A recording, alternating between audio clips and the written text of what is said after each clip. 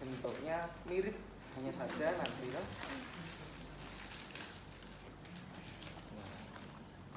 Di sebelah bawah ada klipnya teman-teman ya, yang bisa digunakan untuk membuka dan menutup kantong kolostrum.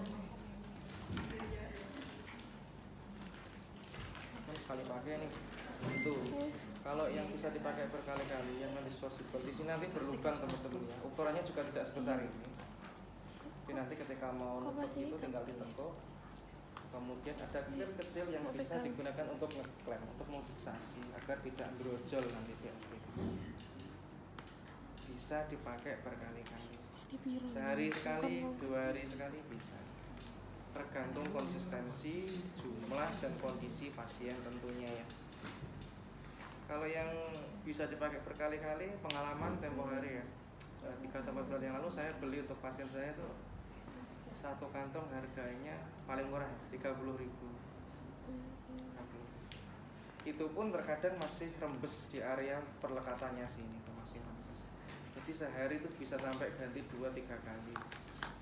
Kalau sehari kurang lebih habisnya ya 60-90.000, ya sebulan tinggal ngaliin berapa. Mahal ya teman-teman. Kalau yang seperti ini biasanya emang agak murah sih. Berapa ya? 5.000 kayaknya seperti itu. Namun sekali pakai. Dan kondisi fesesnya pun ya tergantung apa yang dikonsumsi pasien. Biasanya dokter menyarankan untuk yang awal-awal masa operasi itu makan makanan yang lembut-lembut dulu ya. Bubur nasi, tim. Nanti jika sudah terbiasa, sudah masuk hari ke-7, hari ke-8 dan seterusnya, mau makan yang bertekstur boleh. Nasi biasa, sayur. Namun nanti ya jangan kaget jika ya teman-teman.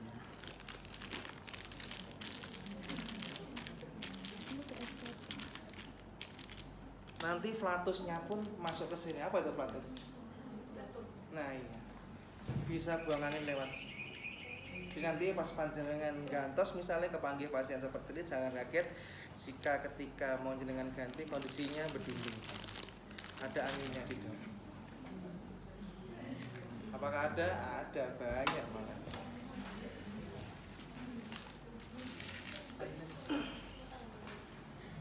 Ya seperti biasa teman-teman, kita dekatkan dulu alatnya, kita cuci tangan, jangan lupa. Kemudian kita melakukan komunikasi terapeutik kepada pasien. Ini buat apa Mbak kira-kira? Buat apa Mbak Mici? Nyambung Mbak Mici tadi. Ini mau buat apa nih? Kasanya. Oh kalau kasanya seperti ini harus guntingi berarti Mbak. Pakai ini aja enggak apa-apa. Nah, cotton ball ini enggak apa-apa. Di sini enggak ada kasa yang kotak-kotak itu enggak ada. Ada kan? Nah, kalau kasa gulung seperti ini, nanti panjenengan harus ini satu-satu. Nah, pakai yang ini aja nih.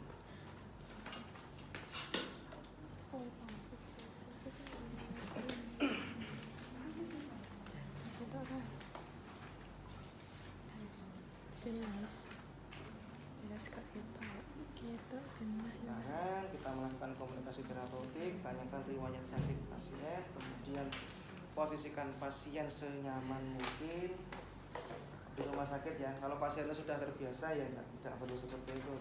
Apakah ada pasien yang bisa mengganti sendiri? Ada, banyak sebenarnya. Karena apa? Kalau pakai jasa perawat tiap hari ganti seperti itu ya nanti lumayan mahal. Biasa setelah cuci tangan pakai air. Ini kurangnya apa? Es. Es ya kayaknya. Aduh ya. Sep. Iya.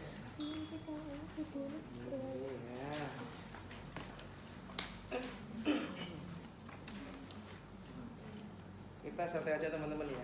Di sini ada yang puasa nggak? Puasa tuh? Saya suka puasa teman-teman. Gimana reaksi? Aduh, sobe.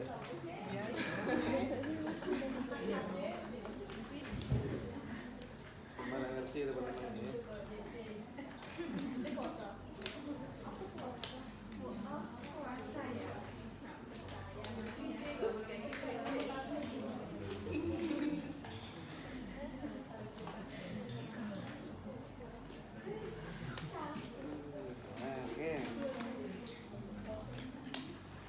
Kemudian setelah ini kita sudah posisikan pasien senyaman mungkin, kita sudah kontrak waktu. Kalau di rumah sakit jangan lupa privacy teman-teman ya. Di tangan juga sudah. Selanjutnya kita identifikasi teman-teman. Apa yang diidentifikasi? Oke. Nama, identitas pasien. Selanjutnya apa lagi ya? Identifikasi ya. Iya. Oke. Rekam medis boleh ya. Selanjutnya kita melakukan identifikasi terhadap keluaran feses pasien. Kira-kira apa saja yang diidentifikasi? Ya, warna, oke. Jumlah, oke. Tekstur, oke. Baik. Setelahnya jangan lupa siapkan perlak teman-teman ini.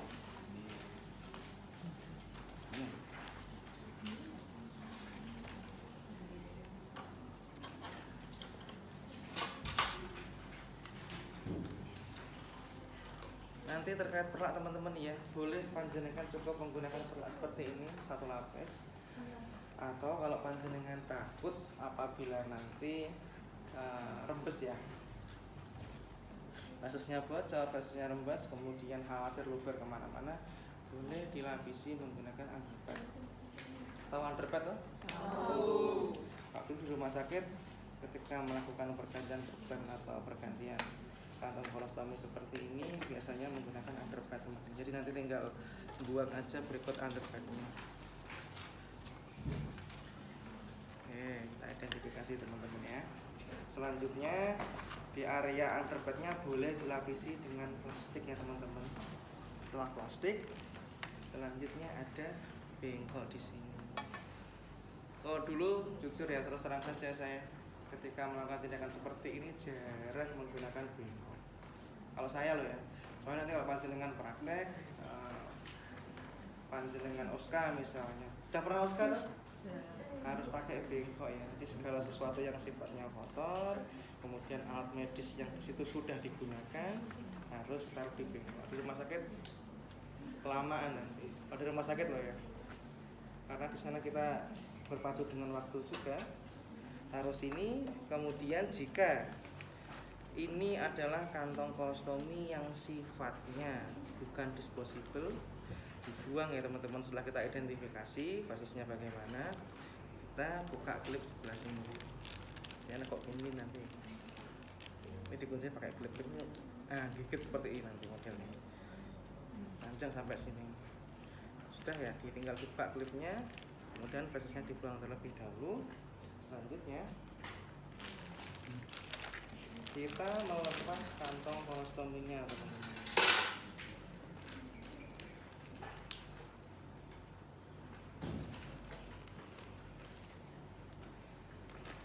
Beberapa kantong kolostomi ada yang masih merekat erat di area kulit. Kalau memang sudah rembes, kita cukup langsung ambil saja teman-teman. Ini juga boleh taruh di bengkok yang sudah dilapisi dengan plastik. Hanya saja jika masih kenceng ya rekatannya ya, otomatis kita harus menggunakan cairan. Cairan yang bisa digunakan apa teman-teman? NaCl. Apakah alkohol boleh? Boleh nggak kira-kira pakai alkohol? Boleh nggak teman-teman? Boleh enggak? Nggak boleh. Kira-kira kenapa nggak boleh? Oh dingin. Karena sensasi dingin.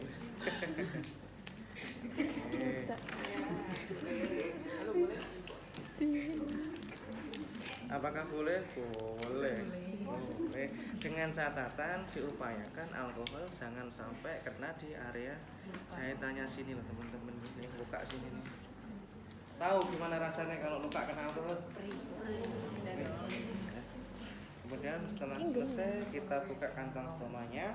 Selanjutnya kita identifikasi kembali bagaimana kondisi satu kulit sekitar stoma yang ada jahitannya. Biasanya di area sini ada jahitan nih. Kemudian stoma itu sendiri. Apa saja yang perlu diidentifikasi?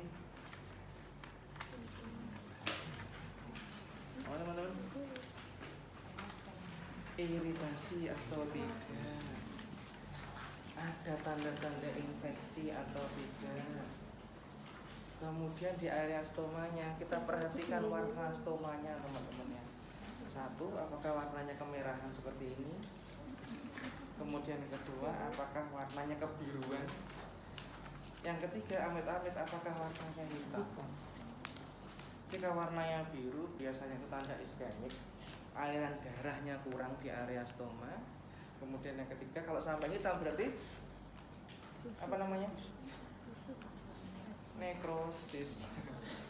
Jaringan kulitnya mati. Kalau mati ya otomatis harus diangkat, dioperasi kembali, apalagi sampai timbul ganti. Kemudian nanti apabila stoma itu kondisinya sehat, warnanya merah seperti ini ya, kemerahan seperti ini, ketika panjenengan sentuh nggak nyeri biasanya, rasanya kados ngangkang kulit seperti ini, jadi nggak sakit. Kalau sampai nyeri, kalau nyerinya sebelah sini ya, nah ini kalau bekas jahitan yang nyeri tidak ada masalah, biasa, karena ada bekas operasi di situ. Tapi kalau yang nyeri area stoma, perlu dicurigai adanya tanda-tanda infeksi. Oh, yang sehat dipegang pasti nggak, pasien nggak akan nyelung. Supaya nanti panjenengan buktikan pada saat panjenengan barangkali ketemu dengan pasien seperti ini di rumah sakit. Ya, setelah selesai kita identifikasi, kita bersihkan ya teman-teman ya. Pakai kasa steril nih, untuk saja nih kasa steril. Pertama boleh di area, boleh di sekitar stoma.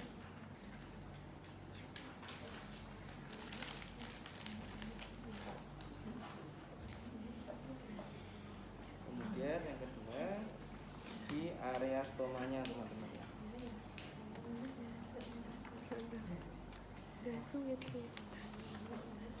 Setelahnya kita keringkan teman-teman.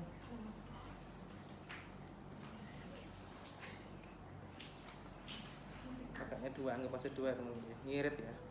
Nah, Oke, selanjutnya ketika kita menjumpai, misalnya kita menjumpai di area sekitar stoma, di situ ada tanda-tanda infeksi. Biasanya selama di rumah sakit kita sebagai seorang perawat direkomendasikan oleh dokter untuk memberikan salep ya teman-teman. Salep yang biasa digunakan di rumah sakit jika ada tanda infeksi, intamisin. Di sini nggak ada salepnya ya? Ada sambutan saya ini salep. Intamisin. 13 seton apa boleh? Boleh, 13 seton. Nebasetin yang powder Pak, yang serbuk apakah boleh? Boleh. Nebasetin powder. Namun jika tidak ada tanda infeksi, ya cukup dikasih zinc 1, krim zinc. Kemudian yang kedua ya tidak perlu diberikan gel dan semacamnya. Kalau kita bisa memastikan bahwa kondisi kulit sekitar stoma yang ada jahitannya maupun area stoma. Mbak yang sini kelihatan nggak? Kelihatan ya?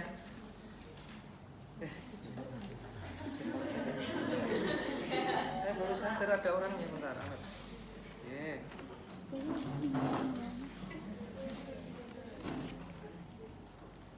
Boleh agak geser enggak? Soalnya ini ada kayunya juga, biar apa? Ya, ada kayu. Biar bagus. Biar bagus. Boleh dioleskan di area kulit sekitar stoma. Kemudian selanjutnya sebelum kita menyiapkan untuk memasang stoma yang baru.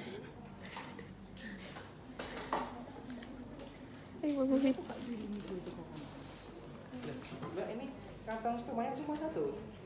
Mbak Witsi, cuma satu kantong stomanya. Mbak minta lagi, Mbak minta tolong. Baru sadar Mbak. Tak bikin tadi kantong stoma.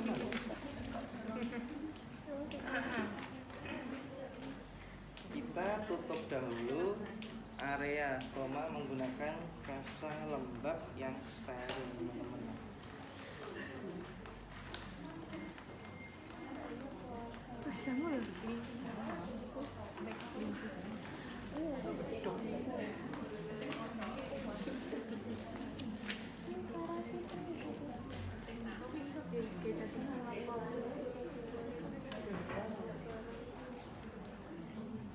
apa?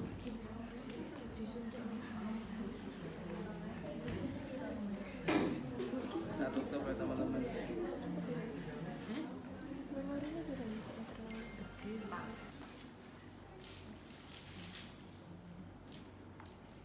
Oke, selanjutnya kita sesuaikan ukuran diameter. Apa tuh diameter? Apa diameter? Garis tengah. Garis tengah stoma disesuaikan dengan kantong stomanya teman-teman. Kita ukur nih. Kalau panjenengan nanti menjumpai, kelihatan nggak? Kalau nanti panjenengan menjumpai ini diameternya 2 cm, 3 cm, 4 cm, 5 cm. Jujur saya belum pernah menjumpai yang 5 cm yang begitu besar. Yang paling sering nanti panjenengan jumpai di rumah sakit itu diameternya yang 4 cm teman-teman. Yang paling sering 4 cm. Karena ini panjenengan pakainya dispositif, tidak pernah tahu kenapa posisinya ada seperti itu, buka gini. Kalau panjenengan nanti pakai yang bisa pakai berkali-kali, nanti segelnya mesti kenceng teman-teman, enggak sudah. Nah, seperti ini tapi masih kenceng gitu. Jadi sehingga kita bisa langsung melakukan pengukuran di area stoma pasien. Diukur seperti ini. Disesuaikan. Setelahnya kita bisa menggunting area yang akan direkatkan. Kalau yang direkatkan tuh area yang sudah terukur sepanjang 4 cm ini ya tidak ada masalah, kita tinggal menggunting aja. Nanti kalau panjenengan pakainya yang non disposable harus ditekuk ini teman-teman. Tekuk seperti ini. Jadi modelnya di dari tengah gunting. Kalau jenengan pakainya yang non disposable, nanti disesuaikan mengikuti garis diameter. Kalau pakainya yang bisa dipakai berkali-kali. Kita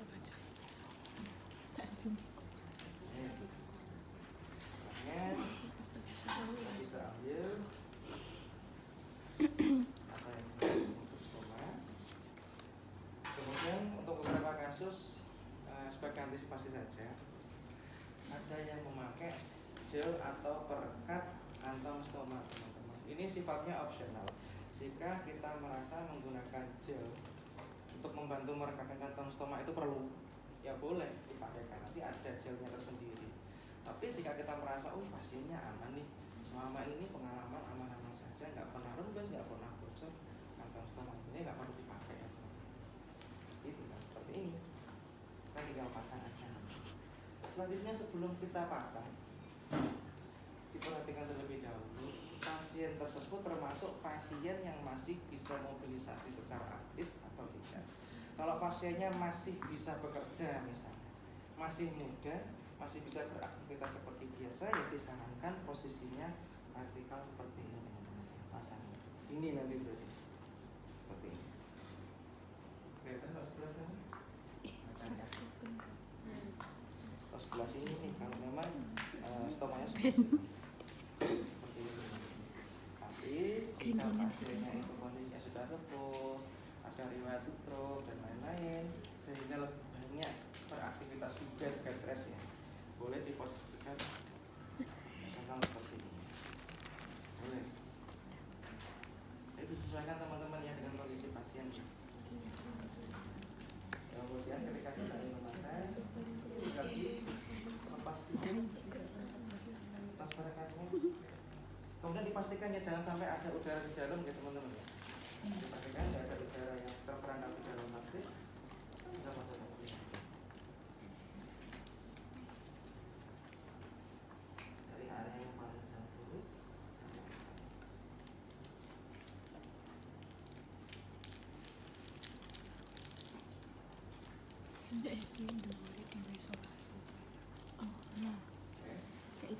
Kemudian jika ini bukan termasuk kantong kolostomi yang disposable ya, kita tinggal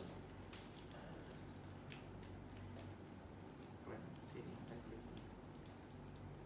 Nah, ini untuk ini. Jika sewaktu-waktu waktu penuh, nggak sampai penuh sebetulnya ya, setengah penuh, mentok-mentok ketika 1/4 penuh harus segera diganti. Kira-kira gimana kalau nggak segera diganti? Berat.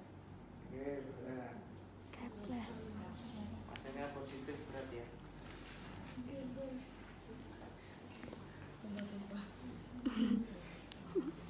Muncrat. Awalnya selalu berat, masih rasional berat.